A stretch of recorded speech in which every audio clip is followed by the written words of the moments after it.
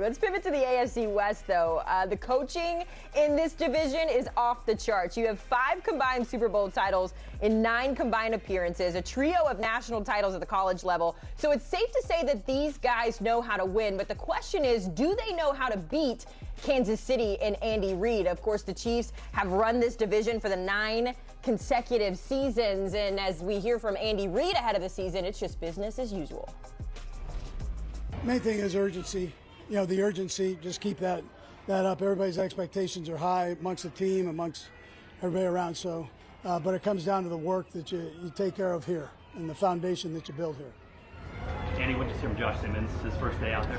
Yeah, he did. You know, he did some good things. He worked in there with the ones and did a nice job. I thought he's got things he's got to work on, but he'll keep doing that. Always so chill, Andy Reid is. Our Ryan Wilson back with us here, host of the With the First Pick podcast, our NFL analyst, going to give us one reason to be optimistic about each team in the AFC East or AFC West. We did the AFC East yesterday, Ryan, and some things that we've heard already have been moving along. So let's see if we can stay optimistic in the West. And we start with the Chiefs. I can think of one reason why Chiefs fans should be optimistic is Patrick Mahomes, Ryan.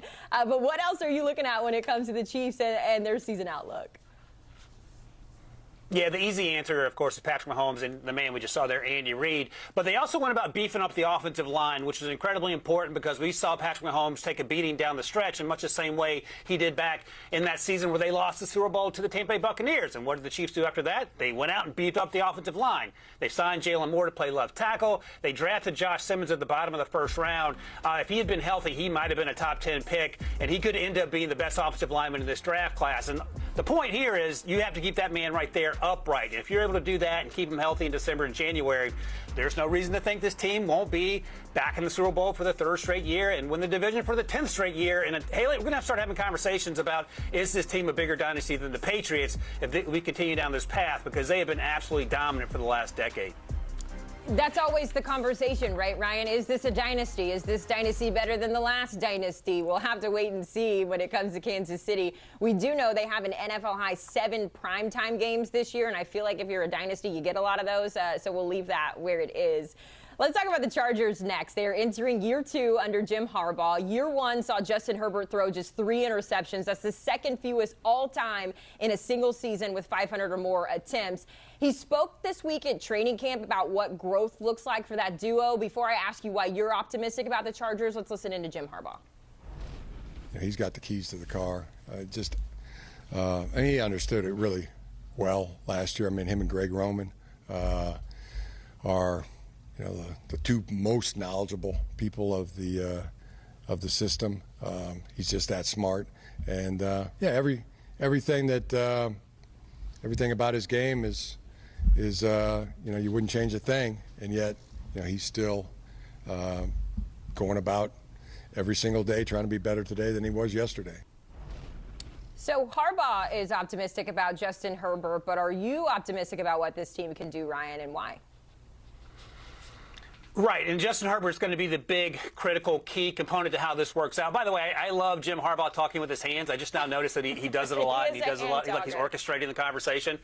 Yeah, but he's very quiet when he does it. He's like talking to your grandpa when he wakes up from a nap. But Jim Harbaugh in year 2, we've seen him, every single stop he's made, Haley, have unbelievable success. We saw glimpses of it last year. It's going to continue whether he uses his hands a lot or not. And the key component, as I just mentioned, and he talked about, was Justin Herbert. Now, Justin Herbert fits the bill. He's a top 5 pick if you're redrafting the quarterbacks, but he hasn't necessarily played at that top 5 level consistently, in part because of health, in part because of the upheaval at the coaching position. That's since been settled. He has Ladd McConkey there, who's going to be special. They drafted Trey Harris.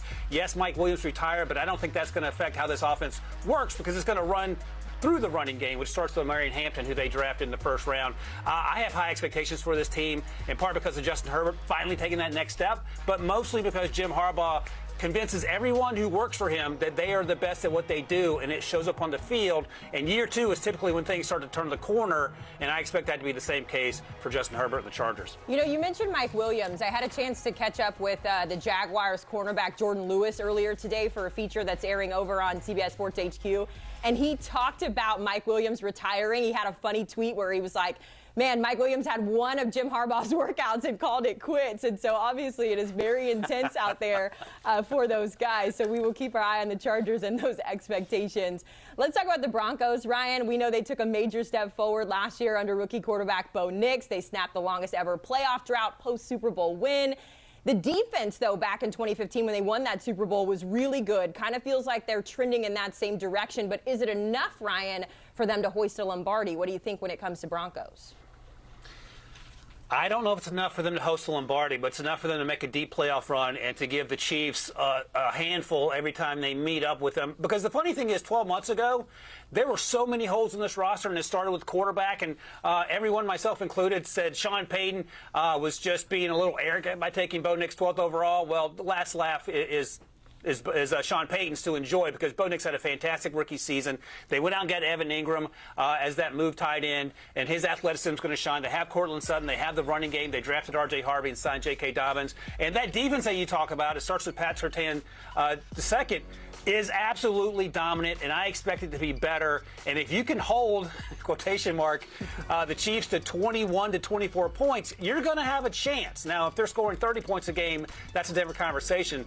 But this Broncos team looks absolutely nothing like the team a few years ago. You remember Haley went down to Miami and got a 50-burger dropped on them.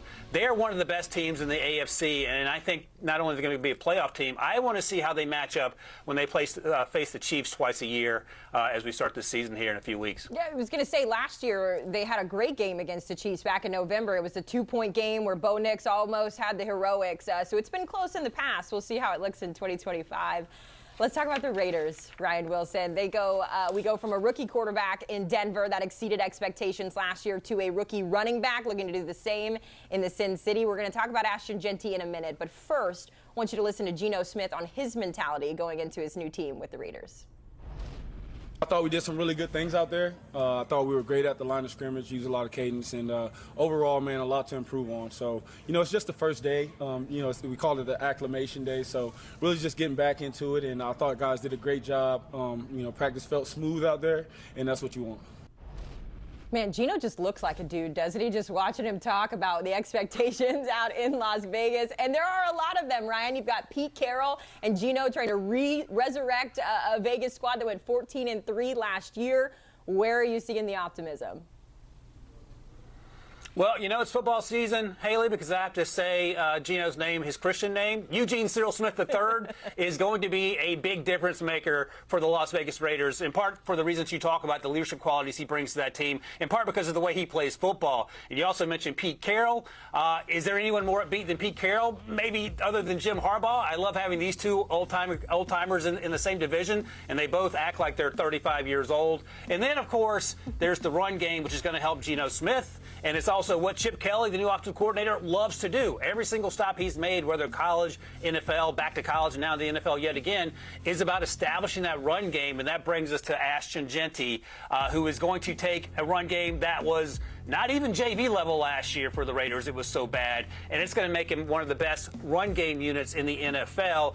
Is it going to be enough to be competitive in that division? I think a lot of that's going to have to do with how well the defense plays outside of Max Crosby, because we know what he brings. But I was thinking about it, Haley. If you told me that they had a chance to put four of these teams, all four of them, into the playoffs, I'd be like, yeah, I could see that. That means the Raiders have to do something special on defense. But the other three teams we feel pretty good about right now. It's just a matter of sorting out the defense for the Raiders, and a lot of that is going to have to do with how well Geno and Ashton do offensively to help out that defensive unit. It feels very similar to the AFC East, what we talked about yesterday. There's one team at the top, it's the Bills, and everyone else we can't sort out. Very similar here in the AFC West. Ryan Wilson breaking it all down for us ahead of kickoff in the NFL later this year. Ryan, we appreciate the time. Don't forget the NFL returns to CBS on Sunday, September 7th. It includes the Revenge Tour kickoff between Justin Fields and Aaron Rodgers. We'll have to wait and see if it is Justin Fields, though, after he picked up that toe injury. You also get the Raiders taking on the Patriots. The Dolphins are going to face the Colts. We get a Lions-Packers showdown and a Texans-Rams, all coming your way on CBS September 7th and streaming on Paramount+.